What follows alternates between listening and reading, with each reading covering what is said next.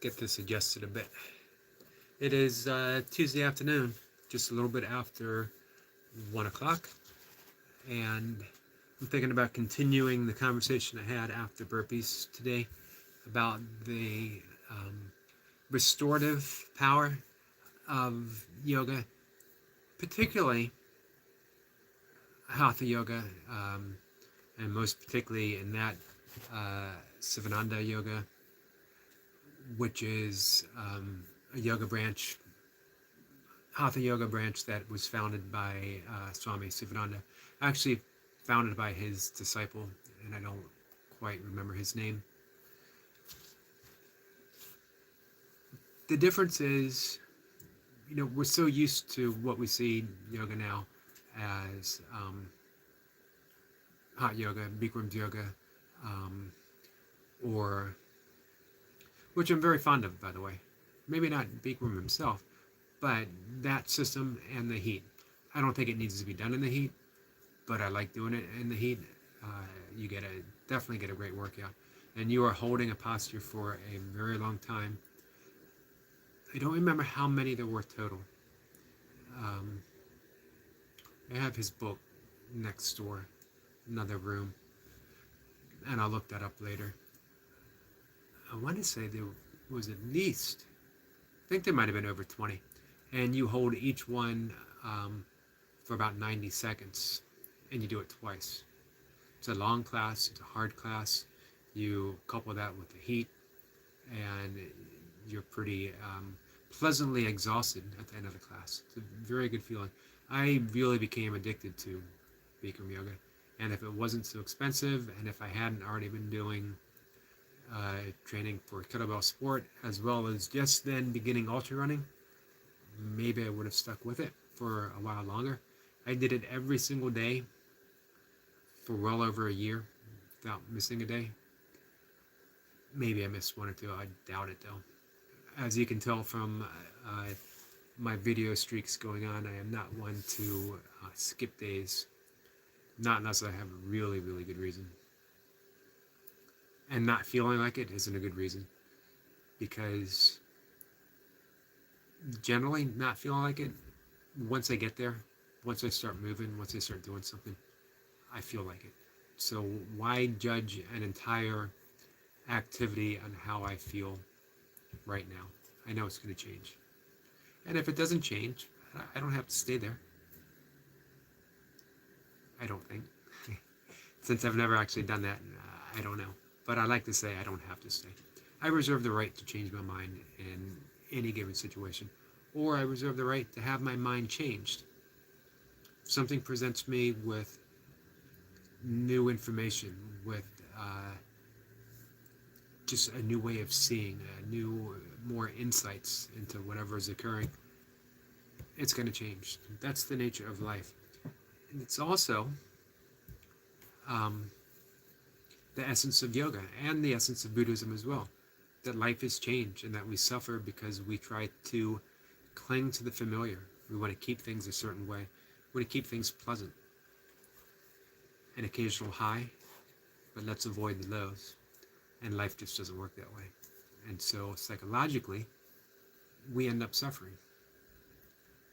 So Sivananda yoga, again, it's a branch of, not even a branch, it's a particular flavor of hatha yoga. And it's based upon 12 postures and their variations. But what's ingenious about it is the posture's not held for a great deal. I think the most, in a beginner's and intermediate class, you might hold something for a minute, maybe for 2 minutes. But the vast majority of postures are held for a few breaths or 30 seconds at most. And honestly, I think a few breaths for almost every pose, with the exception maybe of headstand and shoulder stand, is more than enough. Having said that, some I love sinking into deeply, and especially ones that might be giving me some problems, I like to work with that a little bit more. Right now, one of those is the plow, Bakasana. I always get my Sanskrit mixed up, my Sanskrit yoga terms mixed up.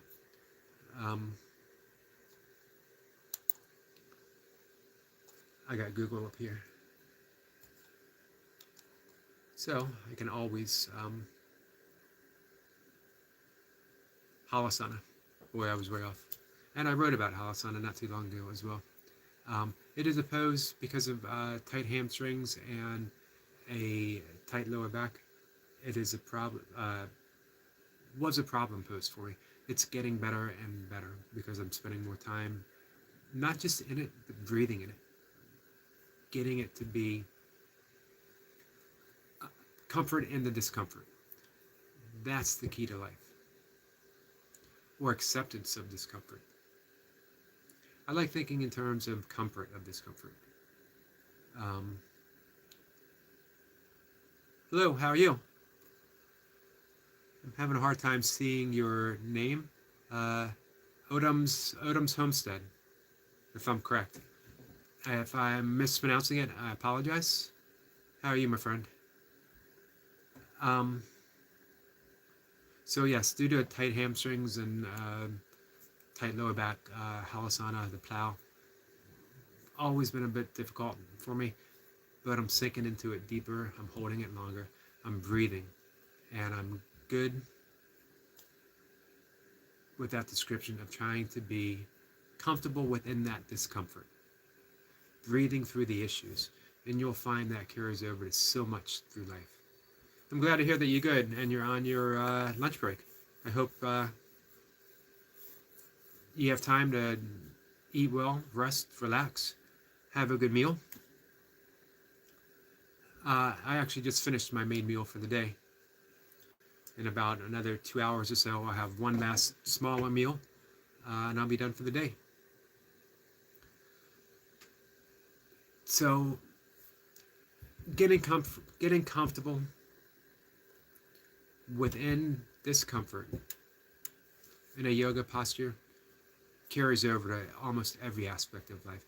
We're always going to find ourselves in particular situations where we are uncomfortable, even from a slight discomfort that we let get carried away, that we live in this point of instant gratification, that even a little bit of discomfort seems to put us on edge. We want to get back to the status quo. We want to get back to, if not feeling good all the time, at least not feeling bad some of the time.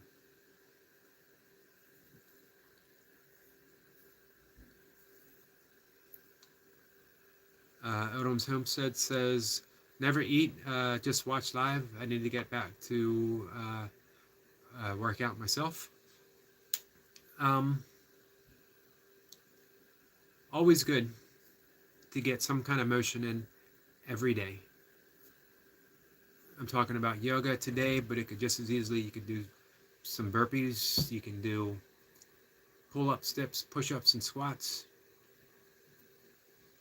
I'm a big fan of body weight stuff because you have everything you need right here. If you don't have the pull-up bar, if you don't have a dip bar, push-ups, squats, leg raises, all kinds of stuff. Obviously, I'm a big fan of yoga as well, most particularly for the transformational value that it has. And I'm talking about Sivananda Yoga in particular, which, again, it's based on 12 postures, interspaced with relaxation poses, being Shavasana, corpse pose, child's pose, or the crocodile pose, where you're resting on your belly, hands to the side, head to the side as well. And the value to that, I was just talking about this morning in the burpee workout, is being able to take those moments of tension, those moments of being heart rate elevated, and you're in that sympathetic nervous state, you're in that fight or flight, however slightly nervous state, and then be able to bring it back down, bring it back down, bring it back down, and then go back into another difficult pose. You're trading discomfort, slight discomfort, with comfort. And you're doing that over the course of a given span. My yoga workout's about an hour or so. My second one, my big one, I do a yoga workout in the morning. That's just to get me up and moving.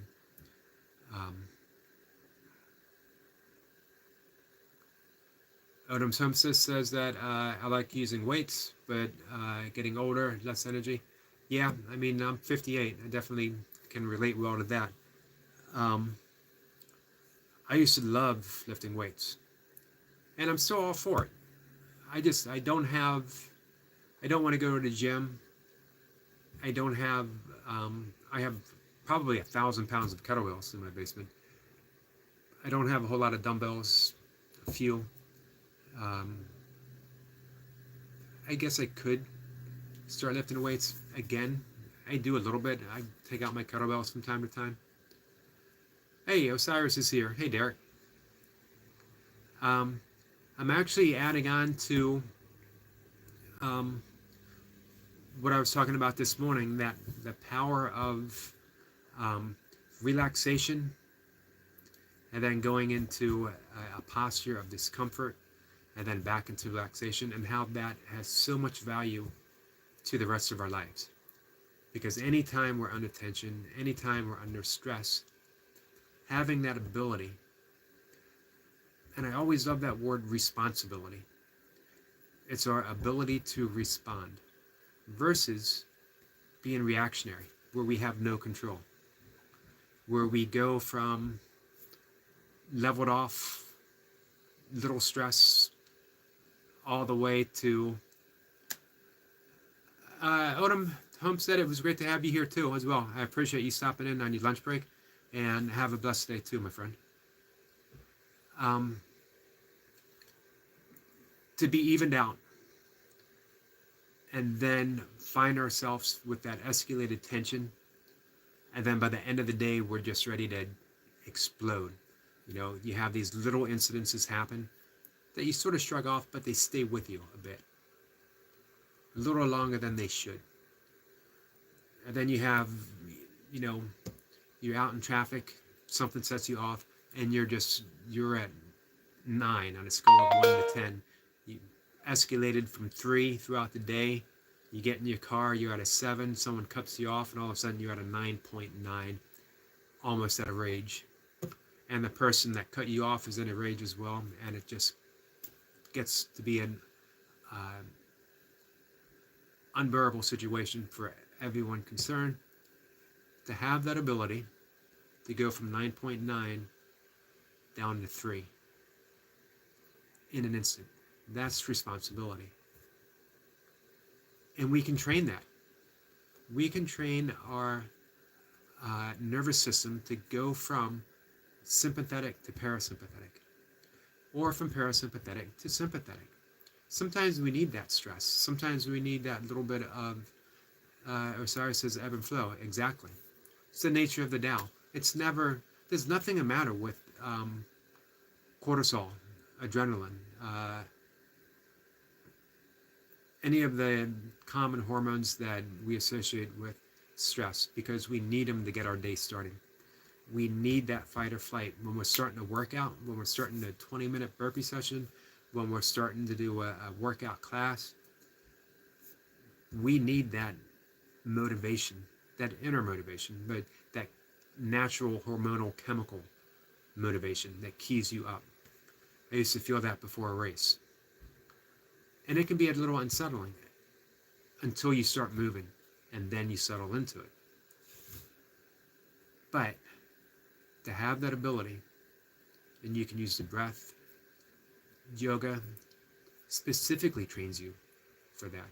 As I mentioned in the earlier video, in Sanskrit, it's called vitris, which are patterns in the mind that we all have, and we don't even know we have them. There's a pattern for virtually everything. Our bad habits are the ones that are so ingrained, and we wonder why we can never get out of them. Why do we keep making these same mistakes over and over and over again? Why do we always have that same reaction when something sets us off? Because we're stuck in a pattern, and we don't know that it's a pattern, and we also don't know that there's a viable way out of that pattern. Yoga trains you how to recognize the pattern and then respond. Responsibility. We have that ability. We're no longer just a reactionary cog in life's machinery. We're now a fully aware participant of life. Everything becomes so much more enjoyable because we're not stuck. So even when we fuck up entirely, and we continue to fuck up, no matter how advanced you get in yoga, we continue going down that road. However, training it through the postures, having the ability to manipulate it with breath, pranayama, and meditation gives us that awareness that we see, hey, I'm getting drawn in, or I've been drawn in. Now I can take a step back. Now I can use my breath to come back down to ground zero. It's the value of doing those asanas, especially Sivananda style, going from points of tension to points of relaxation through a series of postures.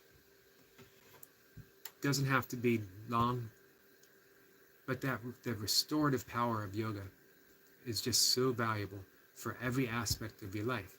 If you work out hard, you need downtime. Not just your 8 hours of sleep, which are important, of course, but you need to, part of that 8 hours of sleep, you're still slightly revved up, which is the dream cycle. What you need is that restorative time, where you're returning the central nervous system back to that parasympathetic state, back to that rest and digest, and even deeper still, to the point where it's beyond even digestion. You're at a complete rest. Some of the things that really help: headstands, shoulder stands. Here's where I'm a failed yogi. Besides the fact that I have a lousy lotus position and achy knees if I even try for too long, my headstand sucks. Always has. I have a cheater bench to do my headstands on, and I absolutely love it because it takes all the pressure off of my 58-year-old neck and 58-year-old shoulders. I don't have to worry about balancing. I'm in that headstand position. I can hold it for a minute. I can hold it for 2 minutes. It's a relatively new thing for me. I kept going back and forth. I just need to keep working with my headstand. I don't know how long I can say I need to keep working on a headstand if after, 30 years of practice I haven't mastered it. But hey, I'm stubborn. Anyone who's come to my channel and seen me do burpees when everything hurts knows that I have a little bit of a stubborn streak. Osiris says that he loves those cheater benches. Me too. Because I realized I have to go beyond the challenge of a headstand and get to the benefits. I have other postures that are challenging that I work on. And I have other challenges in my life. Life is always going to throw challenges at me. I don't need to make this one. I don't need to fight this battle continuously. But I do need the benefits. So I have my bench. I get up in my headstand. I'm enjoying it. I'm going to shoot for a minimum of a minute a day. Absolutely love it. Headstands, shoulder stands, plow, standing forward bend, bow pose. How many postures is that? Inner space with corpse pose, child's pose. All you need. Pick a couple postures for what you might consider a problem area. But get that restorative rest. Train the central nervous system to be responsive instead of reactive. You are well on your way. Yoga is the path to enlightenment. Let's not call it enlightenment. You are well on your way to holding life just a little lighter, making it just a little easier. Man, that's more than enough. Having life just to suffer just a bit less. A lot of people take offense or they get a little upset when you say, you know, making life a little less, making it more manageable, suffering a little bit less. And they're like, you don't always get to pick and choose the suffering, which I agree with and disagree with at the same time. It's a bit of a paradox. Um, there's psychological suffering, and that means not accepting the suffering that's going on right now. Doesn't deny grief, doesn't deny anger, it doesn't deny depression, it doesn't deny any of those, as they'll say in the Tao, the 10,000 things of life that happen to us. But we also don't push them away. When I'm grieving, I grieve. When I'm depressed, and I do go through depression, I'm depressed. I breathe through it. They don't push it away. They don't need to be better. They just need to be alive. Because if I'm alive, I'm going to feel better.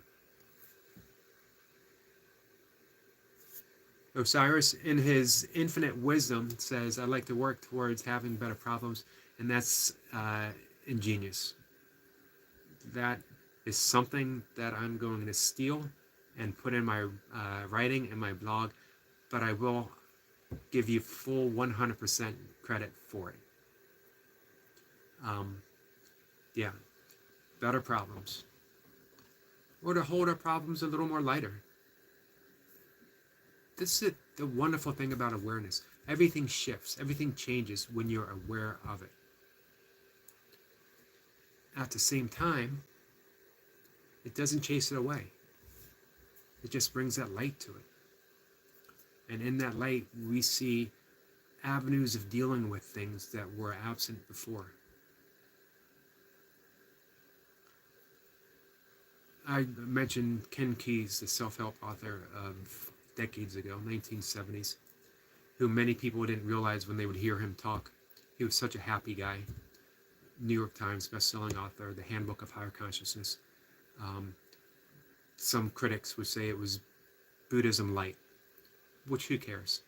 Because Buddhism is a viable path of decreasing the psychological suffering. So if someone offers you an easy path, take it. He was paralyzed from the neck down.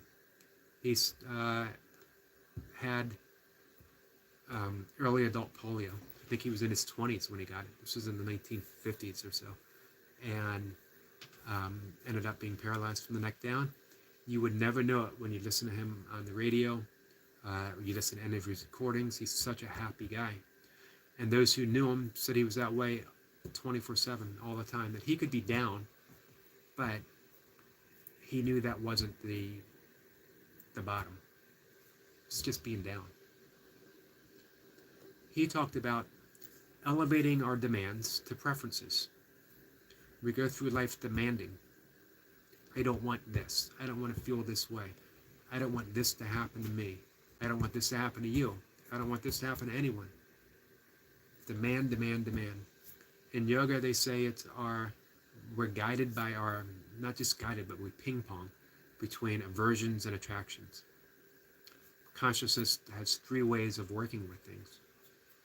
Neutral, we don't have to do anything. Very little in life presents that opportunity. Attractions and aversions, we push things away. We push the experience that we're having right now away, or we wish for an experience that we would like to have, and we're always reaching for it. And once we have it, we look for the next one. All of a sudden, as in a Buddhist term, it's dukkha, unsatisfying, which is what the Buddha originally said. He didn't say life is suffering. He said life is dukkha, which is transitory. Intrinsically, second time I got it, unsatisfying. We think we want it, we think we can hold it, and then it vanishes between our fingers. So anyway, Ken Keyes says, just take those demands, elevate them to a preference, because we can all deal with a preference. Preferences are easy. I would prefer not to be stuck in this traffic jam. I would prefer to have more money in my bank account. I would prefer any of those 10,000 things in life to not happen, or to happen quicker, or whatever.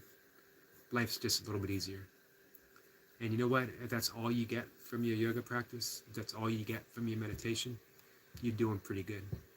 Because life just a little bit easier is more than many, many, many people are sadly capable of, including myself through many years of drinking. So, not only does yoga help, Buddhism, meditation, breath work, I would even say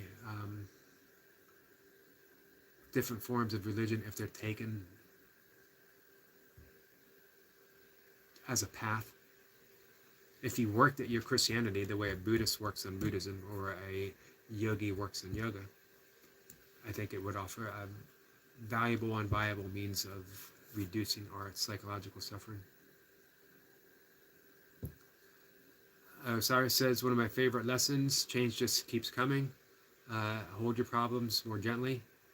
They too will change. Absolutely. And that's the whole path right there. Hold your problems gently. If you clench a fist,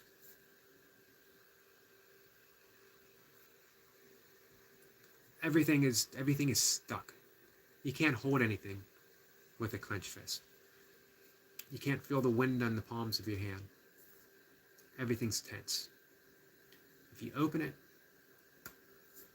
you hold life. As Derek said, you hold life gently. You hold your problems gently. You hold everything gently. Try caressing your wife with a clenched fist, with a clenched hand, and see how far that gets you. Not very, I would assume.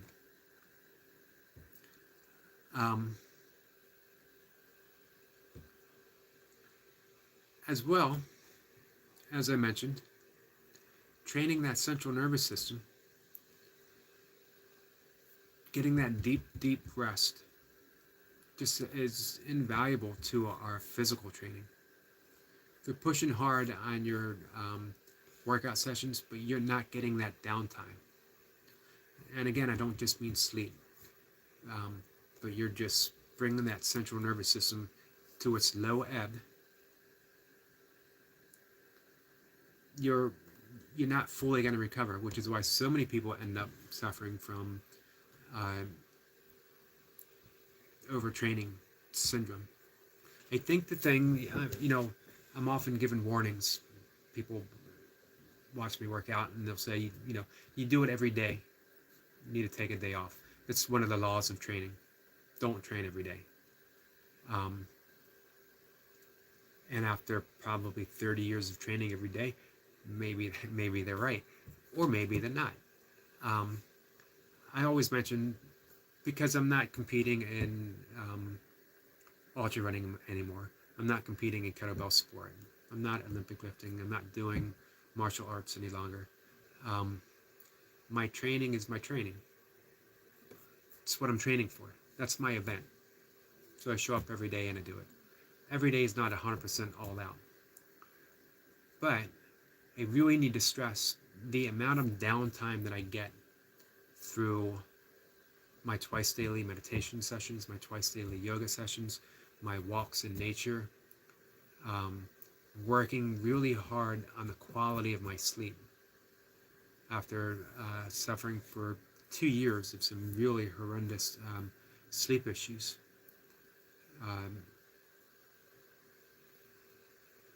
Get that downtime. It's a tool, it's a modality. I work on it. I train that as much as I train my burpees.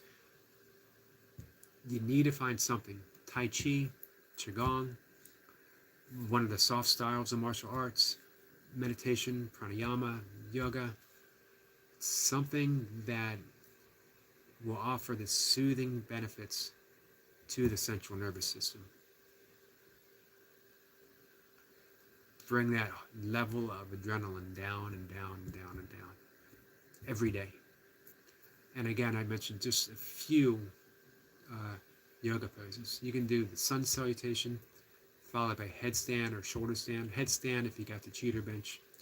Shoulder stand, plow, a forward bend, downward dog. Interspace those with the relaxation postures. Spend 5 minutes afterwards laying on your back and just letting everything settle. You're good to go. So that might be 7 postures. That's all you need. Get into meditation. Get into breath work. I recommend 3 formal sessions of pranayama. Morning, afternoon, evening. And then therapeutically as needed. So if you need a pickup, you do one of the more invigorating breaths. If you need to calm down, you do one of the more even keeled breathing. If you need to really, really come down, you do one of the slow, especially on the exhale breathing. My breathwork instructor, when I got my my coaching certificate, categorized them as coffee breathing technique, water breathing technique, whiskey breathing technique, to signify what each one's for. So that faster breathing, coffee breathing, pumps you up, increases cortisol, increases adrenaline, increases the norephedrine. Water breathing doesn't bring you too far up, it's neutral, doesn't bring you too far down. Perfect in the afternoon when you just need to continue riding that wave. In the evening before bed, you do the whiskey category, something that really sinks you deep into the parasympathetic nervous system, nervous state, prepares you for bed. And of course, you have the options of doing any of those any time of the day for any purpose that you need it for. If you're going out, and you can combine them. In the Sivananda yoga class, you start with breath of fire, which is a coffee breathing, and then you go into alternate nostril breathing, which is water breathing. But it's actually water breathing closer towards whiskey, because you're doing a breath retention and an exhale for an 8 count. So it really, really brings you down deep. And what it does is the combination of stimulating the central nervous system, bringing you up a little bit, and then bringing you back down, just like in the yoga postures. You're training yourself to be responsive to those nervous states of energy as they happen to your body. Not just responsive, but the ability to change them as needed yourself. You're not relying on external forces to piss you off and get that adrenaline up. You're not relying on a soothing voice to bring you back down. You have that ability yourself. And so we do it. And again, that's what it means by therapeutically as needed. So I highly recommend some type of breath work through the day. 3 times a day, and honestly, it'll change your life. And of course, as a meditation teacher, I suggest meditation, obviously. Sarah says, I really like your take on responsibility. Thanks. It's actually an important concept to me. Especially thinking that it can be trained. Of course, I like to think in terms of things can be trained. You know, you run 100 miles, you know you got to train for it. You want to do 206 counts, you know you got to train for it. You want to pause bench 190 pounds, like certain people that I know do, you got to train for it. I mean, watching your bench go up through the past several months, it's a testament to, one, programming. And I know you get your programs from Rob Simpson. So definitely a shout out to Rob. But you put the work in systematically. You take the deload. You work up, you progress. You deload again. There's a plan. Why let life ping pong you around when you can also have a plan and how to respond to it? At the same time, Osiris gives a shout out to Rob as well. Well deserved for sure. Not only is he one of the harder workers out there, but puts out some really enjoyable videos of his training, especially Strongman Saturday. My favorite when he does that.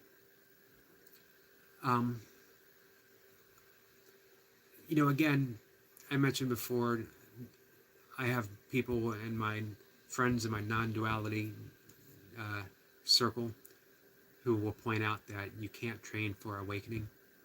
You can't train for enlightenment. It just happens.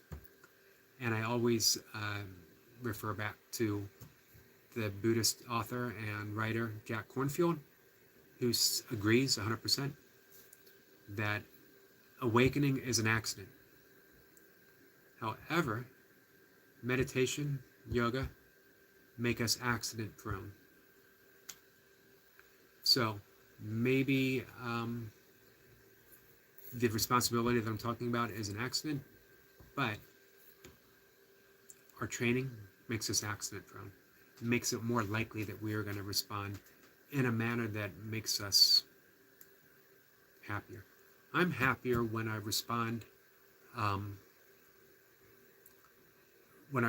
any life challenges in a way that doesn't leave me feeling completely wasted when it's over. I'm happy when I'm gentle with myself and with others. I'm happy when I'm kind. I'm happy when I'm compassionate. I'm happy when I'm empathetic. When those don't happen, I recognize I could have handled it better. I don't punish myself, because then I'm just feeding into that cycle over and over again. All of this stuff has been, it's come to me through the years. So let's not say I trained for it, but my training has provided the likelihood of that happening more and more, which makes me happy. So that's good, right? I'm happier. I have much of my life, since childhood, depression, other issues as well. I actually can sort of see that coming now. It's a slow wave coming in. We don't duck it. We don't hide from it. I'd rather it not happen, but hey, it does. And I won't even say that I deal with it, because it's not even at that point. I'm not even dealing with it. I'm living, continuing my life. It's a wave that has come. I ride it. I think, Derek, you said something using that same metaphor, surfing the waves. One of your talks, and it might have been on one of your Sunday workouts, but it is a great metaphor. You ride the waves that life brings you. Not only that, at a certain point, we think that we're riding the waves, we think that we're the surfer, but when we become more and more aware, we see there is no surfer. We're just the wave. We're part of the wave. There's not even a wave. There's just the ocean. So we let it all happen. Let it all happen. Because it's going to happen anyway. We find somehow, some way, we're on the other side. The wave has sunk back into the ocean. Life continues. There'll be another one. That's how life works. All right, guys. I gotta get coming up on the 40-minute talk, which is a little longer than I've been talking lately, but it was an enjoyable talk, and I'm happy that Odom's Homestead stopped in to say hi. He's a new friend, and I'm happy that my old friend Derek has stopped in and actually furthering the conversation quite a bit. I appreciate it. I appreciate the wisdom and the insights that you provided. Thanks a lot. Have a great day too, Derek. And I will see everyone tomorrow for some burpees. Take care.